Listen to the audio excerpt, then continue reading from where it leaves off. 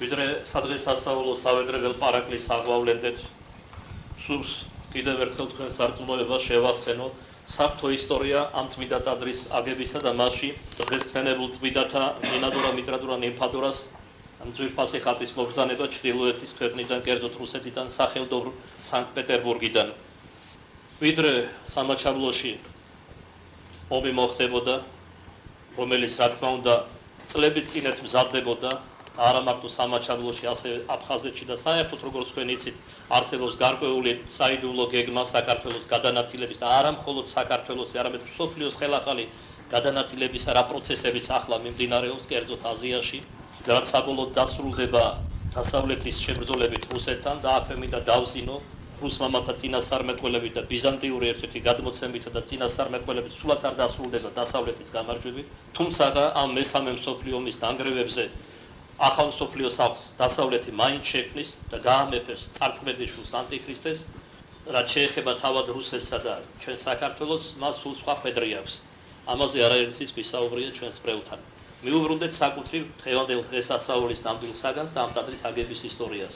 მას სამაჩაბლოში ომამდე დაახლოებით 5-6 წლით ადრე, როცა ჯერ კიდევ საზღვრები გახსნილი იყო რუსეთსა და საქართველოს შორის, საქართველოდან მივლინებული იქნა აქაური ხელისუფლების მიერ კულტურის მოღვაწენი და მათ შორის კათოლიკოს პატრიარქის ლოცვა-კურთხევით რამოდენიმე სასულიერო პირი, რათა მონაწილეობა მიეღოთ სანქტ-პეტერბურგში კულტურის დღეებში. სასულიერო პირთა შორის იყო ჩვენი ძველი მრევლის და მგალობელი მამა ილია ნასიძე, რომელიც ამჯერად სამების საგათრო ტაძარში თანაშემწეა კათოლიკოს პატრიარქისა და უწიკის სვეტიცხოვლის წინამძღვარი გახდათ.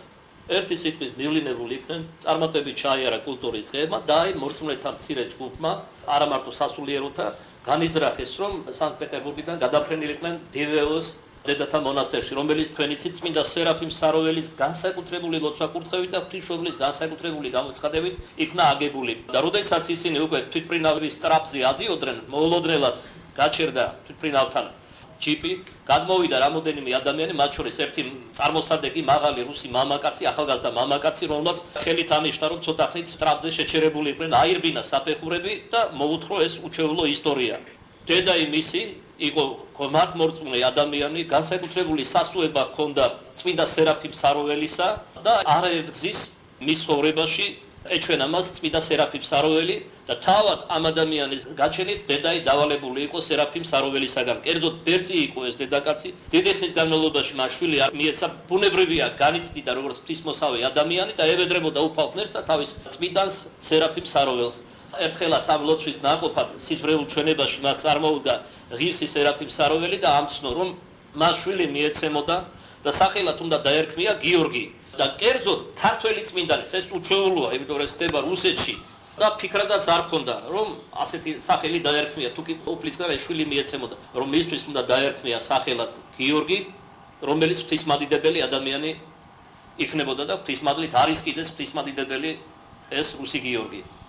აი სწორედ მე გახლავარ თუ ის ადამიანი, მაგრამ ამის შემდგომ დედას კიდევ ჰქონდა რამდენიმე გამოცხადება, რომელიც უკვე ღრმად მოხუცებული იყო და სხვათა შორის დამაფიქრებელია, რომ საკუთარი გარდაცვალების წინ მას ეჩვენა წმინდა სერაფიმ საროველი და ამცნო, რომ სერაფიმ საროველის გარდაცვალების დღეს იანვრის თვეში გარდაიცვლებოდა ეს დედაკაცის და წინასწარ მოამზადა სულ ერთი რამდენად წმინდა ადამიანი იყო, იმიტომ რომ ჩვენ რომ წარმოვიდგინოთ რომ ჩვენ ვიცოდეთ გარდაცვალების დღე, ალბათ დიდ სულიერ ხელვარებაში ჩავარდებოდით, აფორიაკდებოდით. ზოგი შეიძლება უსასწაობამდე მისულიყო, მაგრამ იგი სულის სიმშვიდით თავისი სულიერი მამის სეციური მფარველის მეოხებით განემზადა ამ სოფლიდან ხორცთაგან განსვლისთვის.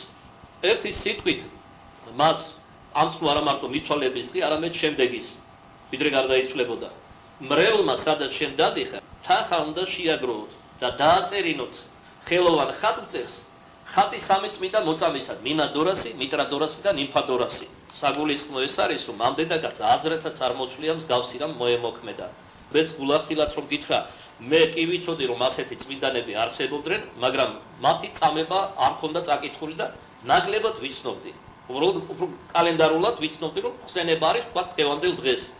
რატო უსვა მამას ხას მოხდა ტაძარში, სადაც მე ვარ წინამძღვარი და რა მოხდა კერძოდ იდუმალ აი სწორედ ეს მინდა გადმოგცეთ. მას დააწერინებთ ამ სამი მოწამის ხატს, რომელთაც კადნიერება აქვთ, მშვიდობა დაამყარულა, ეთნოკონფლიქტები დაასრულა, ომები შეწყვიტონ. მშვიდობა მოუტანა ადამიანს დულში, ოჯახში, ტაძარში, სადაც იარება სამშობლოში. ამიტომ ამ წმინდანებს ეკლესიის მიერ ეწოდება მშვიდობის მყოფელები. და როდესაც დაასრულებთ ხატის დაწერას, იგი გააგზავნეთ ღვთისმშობლის წილხედ რივერიაში. დამაფიქრებელია ისიც, რომ წმინდა სერაფიმ საროველს აქვს რა არაერთი წინასწარმეტყველება გამოთქმული უკანასკნელ შამსზე, მათ შორის აქვს წინასწარმეტყველება იბერიაზეც. კერძოდ რა არის ნათქვამი? ის რომ უფლის ტრაპეზზე ღვინო არ მოიკლებს, რომელიც ღვთისმშობლის წილხედრი იბერიიდან მოვალს. აბაში ძალიან ღრმა წინასწარმეტყველება არა მარტო იმაზე, რომ ზიარების მადლი ქრისტეს მოსვლამდე არ შეწყდება, თუმცა საშინელი დევნა იქნება ყოველივე ადამიანურის, მეტადრე ქრისტიანობის და მით უფრო მართლმადიდებლობისა. მაგრამ როგორც სხვა რუსი მამაც ლავრენტი ჩერნიგოველი წინასწარმეტყველებს დასული საუკუნის 50-იან წლებში, რომელთაც ილია ელუქი და ერთი წლის შემდეგ თავად ივანე მახარებელი ეჩვენენ და უთხრეს ხანმოკლე ბრძოლა ანტიქრისტეს ძალაუფლების გასამტკიცებლად საქართველოშიც იქნება, მაგრამ როგორც ასეთი ანტიქრისტე საბოლოოდ იქ ვერ გაიმარჯვებს. აი ეს პროცესები მიმდინარეობს სწორედ საქართველოში. ყველა იმ სისაძაგლით, რაც ახასიათებს ამ ბოლო 2 ათეულ წელიწადს. ერთი სიტყვით, სერაფიმ საროველს აქვს გამოთქმული წინასწარმეტყველება ივერიაზე და მათ შორის მის გაბწყინებაზე. და თავად ვეიღებს მონაწილეობას ეს ზეციური წმინდანი. თუნდაც ამ გამოცხადებით, თუნდაც მოწამეთ ამ წმინდა ხატი საქართველოში წარმოგზავნით. ხოლო მე შეგეწევით, ეუბნება სერაფიმე დედაგაც, როდესაც დაეკითხა რა გზით გაეგზავნათ ეს ხატი, როდესაც შეიქმნებოდა, მე შეგეწევით თუ როგორ მოხდეს ეს ხატი საქართველოში. მაშა ეს რუსი გიორგი ადის თვითმფრინავზე მოუთხრობს და ტრაპზე თვითმფრინავის ამ ყველაფერს ხაპასხოვით, იმიტომ რომ გარკვეული დრო აქვს, როცა შეიძლება გაჩერდეს თუ აფრინდეს თვითმფრინავი და ძალიან გთხოვთ, რომ ეს ხატი თან წარიტანოთ საქართველოში. და 3000 ევრო, რომელიც შეგროვდა, მორჩა და დარჩა ამ ხატის დაწერიდან და საქართველოში თუ ჩააბრძანებ, თუ ეკლესიას ვერ ააგებ, პატარა ნიში მაინც აღმართეთ, სადაც შეიძლება დასვენება ამ წმინდა ხატისა. ცოტა არ იყოს დაბნეულობა გამოიწვია მისმა მონათხრობმა, მათ შორის სასულიერო პირებში, იმიტომ რომ ისინი აპირებდნენ დიველოში ხატი საკმაოდ დიდი იყო მოცულობით და სხვა, შეიძლება გარკვეული პრობლემებით შექმნილი იყო, მაგრამ იყო რა ღვთისკურთხევა და სერაფიმ საროველის უხილავი თანაშემწეობა, მათ მიიღეს ეს ხატი და თან საინტერესო რა არის, დამაფიქრებელი. სერაფიმ საროველის სავანეში მიფრინავენ, რომ მოილოცონ და ის თხრილი შემოიარო ღვთისმშობლის კურთხევით რომ გაატყევინა სერაფიმ საროველმა დიվել დედებს და სწორედ მისი კურთხევით მოუბრძანეს ხატი, რომელიც ივერიაში და ასეთი რამ რა თქმა უნდა შემთხვევით არ ხდება. ეხლა ჩვენ ვიტყვით ზოგიერთ სკეპტიკოსი ან ავი ადამიანი კი, მაგრამ რა, აი ჩამობრძანდა ხატი, არ მოხდა სამაჩაბლოშომი კი, მაგრამ ჩვენ გვახსოვს რომ თბილისამდე აპირებდნენ მოსვლას და სრულიად საქართველოს დაპყრობას, მაგრამ ეგებს სწორედ ამ ხატის უხილავი და სერაფიმ საროველის თანაშეწევნა, რომ ეს არ მოხდა. ხოლო რად მოხდა სამაჩაბლოს დაკარგვა და აფხაზეთს ალბათ ზედმეტი იქნება ლაპარაკი. ჩვენი რენეგატი მოღალატე ხელისუფლების, რომელიც 2 მაგ თუ 3 მაგ თამაშს ეწეოდა და დღესაც ეწევიან და გარდა მაგისა ალბათ საუკუნე ნახევარზე მეტია რუსული ხელისუფლების სამუკვარი ოცნება ასრულდა. მათ მიიტაცეს აფხაზეთით სამაჩაბლოს, მაგრამ რუსი მამებისვე წინასწარმეტყველებიდან მინდა შეგახსენოთ, რომ სვის მიწებს ეპოტინებიან და თავისით ოხრად დარჩებათ. სწორედ ამ მამების წინასწარმეტყველებით რუსეთი დარჩება საბოლოოდ ისეთი რამხელაც იყო, როცა მან იმპერიული ომებით დაიწყო ამბიციური გაფართოება. მაშინ არსებობდა მხოლოდ ცენტრალური რუსეთი, მოსკოვის სამთავრო. აი სწორედ ამ ხელა დარჩება რუსეთი და არა მარტო უბრალოდ სოდვა სვისი მიწების მიტაცება, არამედ ეს მიწა არის და მამულია ზეციური დედოფლისა, ყოვლადწმინდა ღვთისმშობელ მარიამისა. გარდა მაგისა, მე მინდა წმინდა წერილიდან, ბიბლიიდან შეგახსენოთ, რომ ხარიხარალოთ ამა თუ იმერს, ესა თუ ის ქვეყანა არ შეხვედრია. წარღვნის შემდგომ, როდესაც ნოემ დაიბარა თავისი 3 შვილი, მათ გაუნაწილა მთელი იმდროინდელი მსოფლიო. იაფეტიდები, რომელსაც უწინასწარმეტყველა რომ განივცობოდა მისი კარავი და მისი მიწები და სემის კარვებსაც კი დაიმკვიდრებდა, ანუ სემიტებისა, რაც აღსრულდა კიდეც. ევროპა და აზიის მნიშვნელოვანი ნაწილი სწორედ იაფეტური მოდგმის ხალხებს უჭირავდა. და თქვენ იცით რომ ბაბილონის გოდოლში ენები აურიად, მაშინ ერთი ენა იყო, ერთი ერი იყო და შემდგომ ღვთისლოცვა კურთხევით აღმოსცენდა სხვადასხვა ენები და სხვათა შორის დამაფიქრებელია ისიც, რომ იბერების, ანუ ქართველთა ენა არის უძველესი ენა.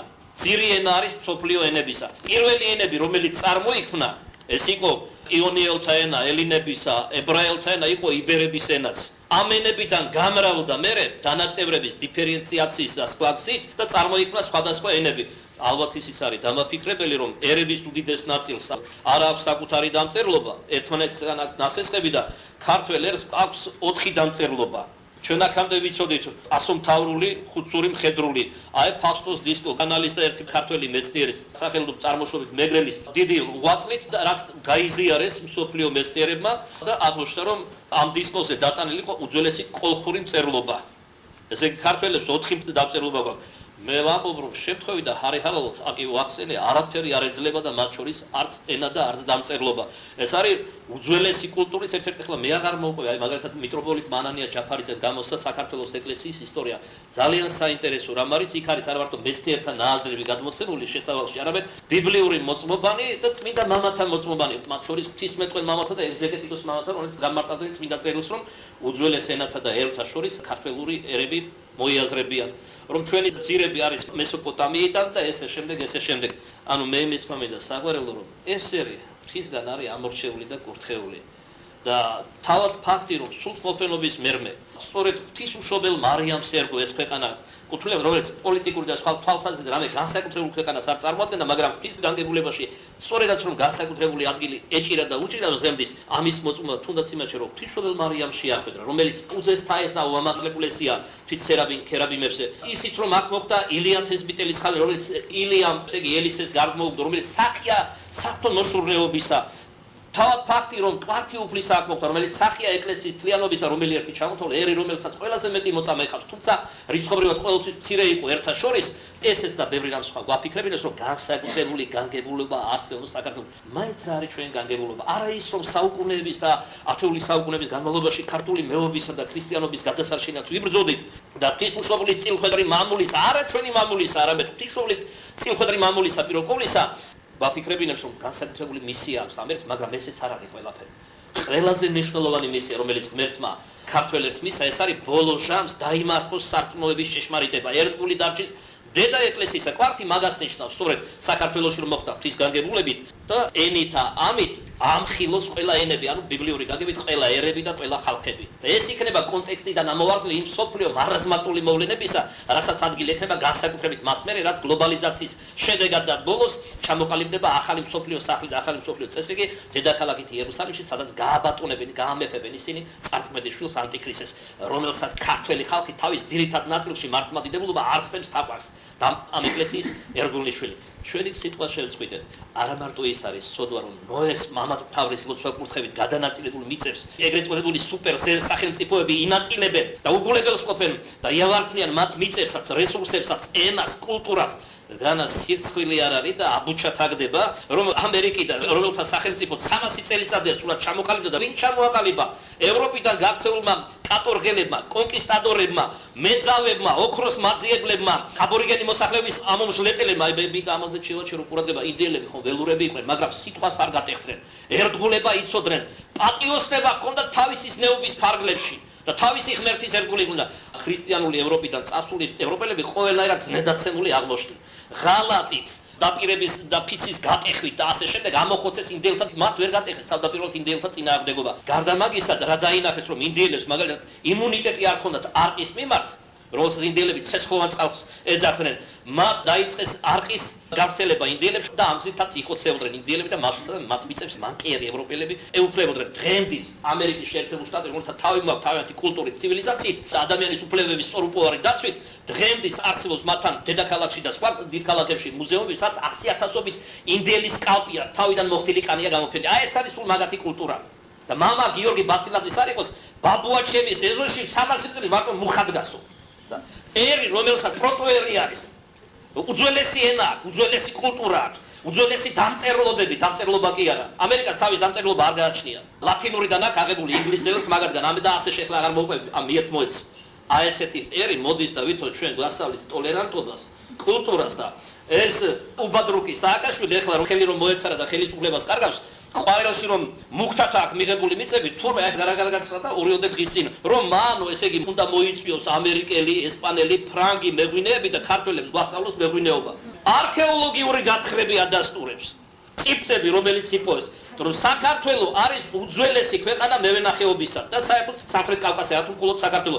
რადგან შორს წავიდე და რად გვინდა მორწმუნეებს მეცნიერთა ნაღვაწი, როდესაც ბიბლიაში გარკვევი წერია, რომ წარღვნის შემდეგ ნოეს კიდობანი სამხრეთ კავკასიაში გაჩერდა.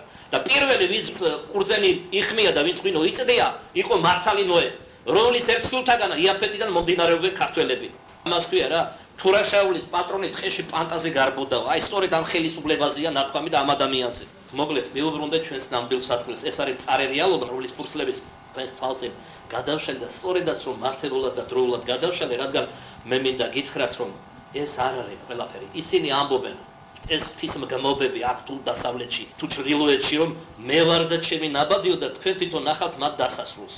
და ხშირად მიხსენებია, როგორც ტომას ელიოტი, ამერიკელი პოეტი ამბობს, თუთისობელი ესეთი ლექსიას, ასე მთავრდება ეს თუთისობელი, არა გრიალით, არის დღეს გრიალებენ. ჩრდილოელები, დასავლელები, რენეგატი ქართველები და თქვენ ნახავთ როგორ იქნება მათი დასასრული. ამერიკა საერთოდ წარღვნის წყლები წალეკავს, როგორც არის ნაწინასწარმეტყველები. რუსეთის შაგრენის წავი დაპატარავდება და ცენტრალურ რუსეთში დარჩება და იბერია არათუ გადარჩება, როგორც ჩვენი დიდი მამა გაბრიელ ურგებაძე წინასწარმეტყველებს და ნიკოპსიდან დარუბანდამდე არდგება. თუმცა მანამდე გარკვეული მოვლენები და კატაკლიზმები დატრიალდება ჩვენთანაც და ჩვენ საზღვრებს გარეთაც. ჯერ კიდევ სოკრატე ამბობდა წარმართი ფილოსოფი, ჩემთან ბრძოლა და გამათი ადვილია და ჭეშმარიტებასთან შეუძლებელი. ვის გასვლია ღმერთთან ბრძოლა და ღვთისმშობელ მარიამთან. და რამდენად უგუნურები არიან, რომ ყველაზე დიდ საფარველს იცლიან, ყველაზე დიდ მეოხს ადუმებენ ღვთისმშობელ მარიამს მთელი კაცთა მოდგმისა და კაცობრიობისათვის. ამიტომ ყველა ჩვენი მტერი ჩრდილოელი იქნება თუ დასავლეთი თუ რენეგატი ქართველი პირველყოლის ამიტომ დაიჭრება, რომ ღვთისმშობლის წილხვედრ მამულს ჯიჯგნიან. ჩვენი ერი ყოველთვის ლომებთან მეომარი იყო. დღეს ისე არის დასუსტებული, დაკნინებული ამ რენეგატი ქართველების და გარემოებათა წყალობით, რომ ტურები ჭამენ საქართველოს აგერ, დიცი და სხვა სოფლები გვიწევენ საზღვრებს, არათუ მიტაცებულს კიდევ აქ ეწევენ 9 კილომეტრით ყაზბებშიც რა იგივე არ მოხდა და სადაც გნება ვისია, სოჭი ვისი იყო ეს მხარე. ჩამოთვალოთ აოკლარჯეთი მოიგონო, ლორეტაშილი, სამშვილდე სომხებისგან მიტაცებული, ჰერეთი თათრებისგან მიტაცებული, ლეტებისგან ყვარლის ნაწილი, დვალეთი, რომელიც დღეს ეგრეთ წოდებული ჩრდილო-ოსეთშია და რა კი მათ შექმნეს ჩრდილო-ოსეთი და საფრთხე ეს იგულისხმება რა თქმა უნდა გააერთიანონ. მაგრამ თქვენ ნახავთ როგორ იქნება მათი აღსასრული. რაც შეეხება ივერეს ღვთისმადლით, ამოიზიდება და ამოწყინდება. ღმერთისთვის შეუძლებელი არაფერია. თუ თქვენ წამთ რომ არარაობისაგან შექმნათ სანი და ქვეყანა, განა მისთვის შეუძლებელი იქნება ასეთი უფლისათვის, რომ ასე დაჩაქირებული და დაკნინებული საქართველოს და ქართული სული მკვდრეთით აღადგენოს უფალმა ღმერთმა. მისი მზრუნველობის ერთი გამოძახილია, როდესაც ღევანდელ დღესასწაულზე ვიგუნებთ ამ დიდებული ხატის აქ მობრძანება და მათ სახელზე ტაძრის აგება. საერთოდ მე არ მსმენია, რომ ამ წმინდანების სახელზე სადმე ტაძარი იყოს აგებული. თავი კი არ მოგავს ქართული აპარტამნობით, მე მინდა ხაზი გავუსვა, რომ ღმერთი დღეინდელად დღემთის ზრუნავს ყველასაგან დაწუნებულ, დაჯიჯგნულ და დაფლეთილ საქართველოსზე. გასხვავებით ყველა ამ ტარვალისაგან. მოკლედ, ბევრი რამ არის გულისხმის საყოფელი, როგორ მოხდა ეს ხატი ჯერით ქართველ მორწმუნეებთან მერმე მათი ხელით საქართველოში. მიეშურებოდნენ სერაფიმ საროველის სავანეში და სწორედ ამ დროს უკანასკნელი წუთები იყო აფრენამდე დარჩენილი, მოუბრძანეს ეს ხატი გამოცხადებით შექმნილი და სერაფიმ საროველის ლოცვა-კურთხევით. ამიტომაც არის რომ კანკელში, რომელიც ესაც განასახიერებს, ჩვენი ლოცვა-კურთხევით გამოიხატა წმინდა სერაფიმ საროველი. იმიტომ რომ მას დიდი ღვაწლი აქვს არა მარტო ამ ხატის შექმნა გამოგზავნაში, არამედ ივერიის გაბწყინებაში, რომელზეც თავად ჯერ კიდევ სიცოცხლესი წინასწარმეტყველებდა. ისე რომ კანკელზე მარჯვენით გამოსახეთ სამი დიდებული მოწამე დღეს ხსენებული და მარცხენით კანკელზე წმინდა სერაფიმ საროველი. მერმე საინტერესოა ისიც, რომ სერაფიმ საროველი არის ის უჩვეულო წმინდანი, რომელიც უკანასკნელ შამს აღსდება მკვდრეთით. მისივე წინასწარმეტყველები, რომელიც საკუთარ სიცოცხლეში წარმოთქვა სერაფიმ საროველს, რომელსაც რუსეთის ეკლესიის ცენზურა არაძლებდა დაბეჭდის საშუალებას და უკანასკნელ წლებში დაიბერდა, სწორედ 2 ათეული წლები და მაშინ გავიგეთ, რომ სერაფიმ საროველისვე წინასწარმეტყველები უკანასკნელ შავს ღვთის მადლითა და ძალით სერაფიმ საროველი აღსდება მკვდრეთით. იქადაგებს სინანულს. ყოველი სასოფლისგან, მთელი მსოფლიოდან უამრავი ადამიანი ჩამოვა, ჯერ ერთი მის სანახავად, რომ მკვდრეთით აღდგა. მეორეც ქადაგების მოსასმენად და იმ სასწაულებისა, რაც ყველაფერ ამას უნდა ახლდეს წინასწარმეტყველებათა მიხედვით. მრავალ ადამიანს მოაქცევს საცდურიდან ჭეშმარიტების და წესიერების გზაზე, მაგრამ როდესაც ღვთისაგან დაშვებული ჟამი ამოიწურება, იგი შეისვენებს ისე მეორედ გარდაიცვლება და დაიგრძალება დიდელ დედებს შორის, მის სულიერ შვილებს შორის, როგორც არის ნაწინასწარმეტყველები. სხვათა შორის მისი განდიდება დაკავშირებულია რუსეთის უკანასკნელ იმპერატორთან ნიკოლოზ მეორესთან, რომელიც ხო ის საკვირველება თქვენ არ იცით. აი ამ სასაფლაოზეა დაკრძალული. არც ის და არც მისი ოჯახი არ დაუხრედიათ. მას ყავდა 7 ორეული. მას და მის ოჯახს ზოგიერთი იყო მათგან შორეული ნათესავი, ზოგიერთი იყო რომ შერჩეულების გავსების გამო, გარეგნობის აბიტუსის გამო. ამიტომ არის რომ ალექსი მეორე რუსეთის პატრიარქი ფეხს იკრებდა მათი აღიარება, თუმცა რუსეთის ამიგრანტულმა ამერიკულმა ეკლესიამ შერაცხა წმინდა რუსეთის ეკლესიამ ის ბოლო დრომდე არ შერაცხა. ალექსი მეორე არ აღიარა ეს. იმიტომ რომ მან იცოდა სარწმუნო გადმოცემა რომ ნიკოლოზ მეორე და მისი ოჯახი არ დაუხრეტიათ. მე მაქვს ფოტოსურათებიც, მეცნიერთა გამოკვლევებიც, ექსპერტების, ნიკოლოზ მეორის მოძღვრის მერკურის მოწმობა, რომ ის არ დაუხრეტიათ. კერძოდ სოხუმში ცხოვრობდა ის ბოლომდის ურჩეულო გზა, აი როგორც აბელ რუსმა წინასწარმეტყველმა უწინასწარმეტყველა იობის გზა გაიარა, იობის დღეს არის დაბადებული ნიკოლოზ მეორე და იობის მრავალტანჯული გზა გაიარა. განა არ არის საოცარი ამ უდიდესი რუსული იმპერიის იმპერატორი მეზოვეთ ცხოვრობდა მთელი დარჩენილი ცხოვრება სოხუმში. მისი მოძღვარი მერკური ამბობს, რომ მან დამიტოვა ანდერძი, რომ კვიპაროსისაგან შეეკრა კუბო და ჩაესვენებინათ, მაგრამ როდესაც შეკრეს, ჩაასვენეს, იქ ნაკვამი იყო ნიკოლოზ ანდერში, რომ ლურსმანი არ უნდა ეხმარათ, ისე უნდა აეგოთ. მაგრამ ვერანაირად ვერ შეძლეს სიჩქარეშიც და ლურსმით. აგესა გარდაცვალების წინ უკვე აგონიაში ნიკოლოზ კარგი იყოსო, ეგ არ არის იმდენად არსებით, რომ ასეთი ბრძანება მოიგო ღვთისაგან. რატომ ის მისტიკა უკვე ამჯერად თავს აღარ შეგაწყენ. მისი მეუღლე დედოფალი ალექსანდრა ცხოვრობდა თბილისში. აი იქ რომ პეტრე-პავლეს ეკლესიის შესასვლელში მამა გიორგი ტერზიევია დაკრძალული მართლმადიდებელი სომეხი. ერთი გადმოცემით მართლმადიდებელი ფურთი იყო, მართლმადიდებელი მოძღვარი იყო. მისი სულიერი მოძღვარი იყო ალექსანდრასი და მისი ფრეილინების, ხევლების, რომლებიც მონაზვნებად აღიკვეცნენ. და თავის სახლში სენაკები ააგო, სადაც ისინი ცხოვრობდნენ, ხოლო იარებოდნენ წირვალოცვაზე, მაგრამ რა თქმა უნდა ეს გასაიდუმლებული არავინ არ იცოდა. თუმცა ამის შესახებ იცოდა მაგალითად იოსებ სტალინმა და იოსებ სტალინის დიდი დამსახურებაა, რომ ისინი არ დახვრიტეს და გადარჩნენ.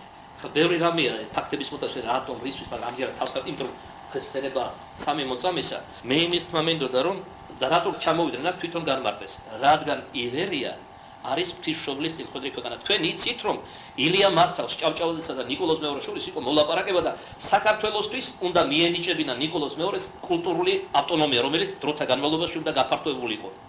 აი ესეც არაპატიეს ველიკორუსული ხელისუფლების წარმომადგენლება. ახლა ამაზე აღარ ვილაპარაკებ. აქ ვინ არის დაკრძალული? ალექსანდრა დედოფალი, მის გვერდით არის ვინმე სტარიც მიხაილ. ნიკოლოზ მეორის სოხუმში ცხოვრებაში ასე ეძახდნენ. რამოდენიმე ადამიანმა იცოდა და მათთან მოდიოდნენ ხოლმე უაღრესად სულიერი ადამიანი იყო და ღვთისგანათლებული და თავდაბალი ადამიანი.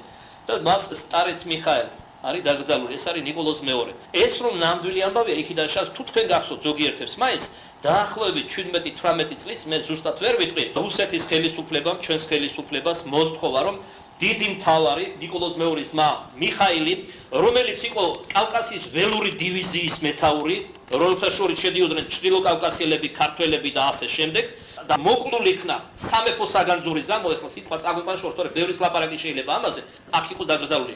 მოსთხოვა ჩვენს ეს ხომ ეხლა ხას მოხდა და რა საუკუნეებისა ვისაც მეხსიერება აქვს და უკითხავს თუ ტელევიზორს უყურებდა, უნდა ახსოვდეს ეს ამბავი.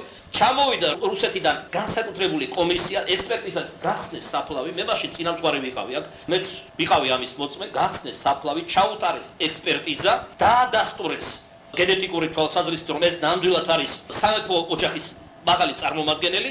გადაასვენეს და ელიქსბერგში დაკრძალეს, სადაც რუსეთის იმპერატორები და მეფეები არიან დაკრძალული. როგორ მოხდა ჩემოკეთილო? ამ თქვათ ეს დიდი მთავარი იყო მის გვერდით, ვინმე დაიკრძალება, შეუძლებელია. აუცილებლად სამეფო ოჯახის წარმომადგენლები.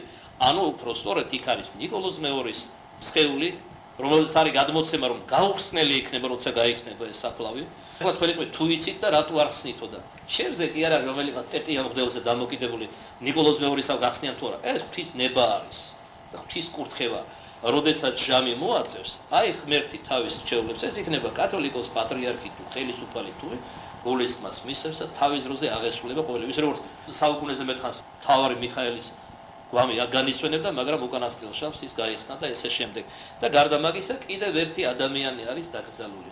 ერთ-ერთი გადმოცემით, გადმოსახლების შემდგომ მათ კიდევ ეყოლათ ერთი შვილი საქართველოში. მათი ქალიშვილები შეცვლილ სახელებს ატარებდნენ. ოლგა მარიამი მათ დაერქვათ ვერა ნადეჟდა ლიუბოვ. ანუ რაზე იყო ჩათქმული კიდევ რწმენა, იმედი, სიყვარული. და ყველაფერი იყო ამაში გამოხატული. ალექსი უფლისწული ცხოვრობდა მოსკოვში. დრო და დრო მაგრამ დედის გარდაცვალებაზე ჩამოვიდა. და გარდა მაგისა, ადამიანი, რომელიც სიცოცხლის ბოლო წუთებამდე უვლიდა, მისი მოახლე იყო, ალექსანდრა დედოფალს, პირადად ჩემთან იყო საუბარზე. ეს ჟურნალში დაიბეჭდა, მაგრამ ეს არ გამიცია, რაც ითქვა. ჩემთან ის მოვიდა ეს ადამიანი, მე მაშინ ახალი დანიშნული ვიყავი წინამძღვრად პეტრე-პავლეს ეკლესიისა და გამემხილა აი ეს საიდუმლოება. სხვათა შორის ის იყო მანამდე პეტრე-პავლეს მრევლი, ხოლო როცა გარდაიცვალა ალექსანდრა დედოფალი და თავად მოხუცდა და დაავადდა, წმინდა ბარბარეს ეკლესიის მრევლი გახდა. აი იქიდან მოვიდა სწორედ აქ და დანარჩენზე სხვა დროს ვილაპარაკებთ, როგორც ღვთისნება იქნება. როგორც ესაა განდეგილი ამბობს, სიბრძნე ის კი არ არის, რა სიტყვი იცოდე, როდის თქვა და როდის არ თქვა. აი ეს არის სიბრძნე. და მაგის ჟამიც მალე დადგება. ეხლა ზოგიერთი ლიბერალი გამოხდება და მეტყვის თქვენ რა გაღელვებთ ნიკოლოზ მეორის, იმიტომ რომ მე სრულიად სხვა შეხედულებისა ვარ ნიკოლოზ მეორეზეს და ასე შემდეგ, ვიდრე ეს ლიბერალები, რომლებმაც საფლავში არ დატოვეს ჩვენი წმინდანებიც კი. ილია მართალსაც პორტრეტები კი გადიდებული უკიდიათ კაბინეტებში, მაგრამ მის საწინააღმდეგო გზაზე ცდილობენ დააყენონ საქართველოს და მის საწინააღმდეგო სწავლებას აღწელებენ საქართველოში.